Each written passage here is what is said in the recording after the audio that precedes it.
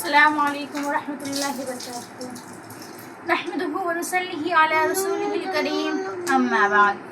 میرے عزیز ماں اور بہنوں سامعین کرام، میں آپ بتانا چاہوں غرور اور تکبر۔ میری بہنوں، اللہ تعالیٰ کے یہاں عزت اور بلندی انہیں خوش نصیبوں کے لیے ہے جو اس دنیا میں نیچے ہو کر رہے ہیں، یعنی بلندی عزت انہیں لوگوں کے لیے یہاں نیچے ہو کر رہے ہیں، یعنی ان کے اندر تکبر اور غرور نہ پیدا ہوا ہو۔ قرآن مجید میں ارشاد ہے وَالْعِبَادُ الرَّحْمَنُ الَّذِينَ يَمْشُونَ عَلَى الْأَرْضِ هَوْنًا، رحمان کے خاص بندے تو وہی ہیں جو زمین پر عاجزی کے ساتھ چلتے ہیں۔ رحمان کے خاص بندے تو وہی ہیں جو زمین پر عاجزی کے ساتھ چلتے ہیں۔ دوسری جگہ ارشاد ہے سورہ قصص میں تِلْكَ الدَّارُ الْآخِرَةُ نَجْعَلُهَا لِلَّذِينَ لَا يُرِيدُونَ عُلُوًّا فِي الْأَرْضِ وَلَا فَسَادًا،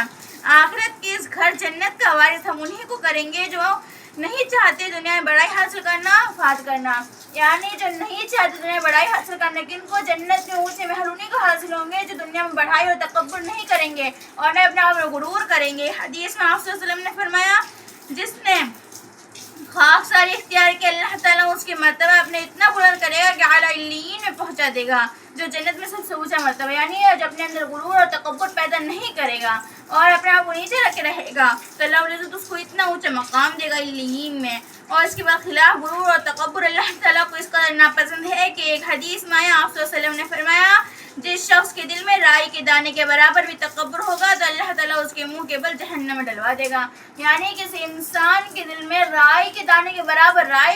برابر بھی تکبر آ جائے گا تو اللہ العزت اس کو منہ جہنم میں ڈلوا دے گا۔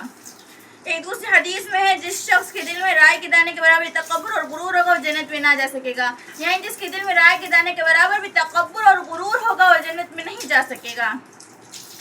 ایک اور حدیث میں آپ صلی اللہ علیہ وسلم نے فرمایا تکبر سے بچو، تکبر ہی وہ گناہ ہے جس نے سب سے پہلے شیطان کو تباہ کیا، یعنی تکبر اتنی بری چیز سب سے پہلے جس نے شیطان کو تباہ کیا۔ شیطان میں کیا گھمنڈ تھا، جب اللہ نے اس کو حکم دیا آدم علیہ السلام کو سجدہ کر، اس نے سجدہ نہیں کرا کہ میں آگ کا ہوں اور وہ مٹی کے بنے، اس نے اس غرور کی وجہ سے سجدہ نہیں کر، وہ ہمیشہ ہمیشہ کے لیے جنت سے نکال دیا گیا۔ اللہ تعالیٰ ہم کو اس شیطانی خصلت سے بچائے اور عاجزی اور خاک ساری نصیب فرما، اس کو پسند کرے جو بندگی کی شان ہے، لیکن یہاں ہم کو یہ بھی یاد رکھنا چاہیے کہ ہماری عاجزی اور خاک ساری اپنے نفس اور اپنی ذات کے معاملے میں ہونی چاہیے، مگر حق کے معاملے میں اور دین کے بارے میں ہمیں قوت اور پختگی کا ثبوت دینا چاہیے، یعنی عاجزی اور خاک ساری جو ہمیں صرف اپنے نفس کے معاملے میں کرنی چاہیے اور دین کے معاملے میں پختگی اور مضبوطی کے ساتھ رہنا چاہیے۔ اس موقع کے لیے اللہ کو اور اللہ کے رسول کا یہی حکم ہے۔ اللہ اور مومنوں کی شان یہ ہے کہ اپنے نفس اور اپنی ذات کو حقیر اور اونچا سمجھ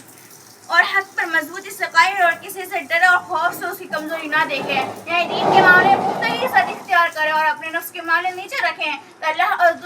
رب العزت ہم سب کو تکبر جیسی چیز سے بچائے جو جنت بالکل نصیب نہ فرمائے گی۔ تو جتنے میں نے کچھ کہا اور آپ سبھی نے سنا اس پر عمل کرنے کی توفیق عطا فرمائے، آمین۔